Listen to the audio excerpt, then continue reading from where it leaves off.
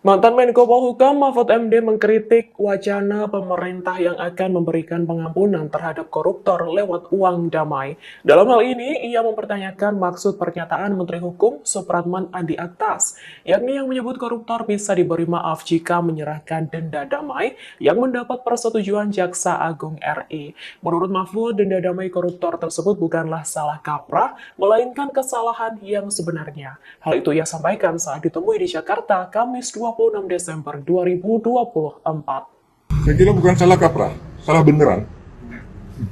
Kalau salah kaprah itu biasanya sudah dilakukan, terbiasa meskipun salah. Ini belum pernah dilakukan kok.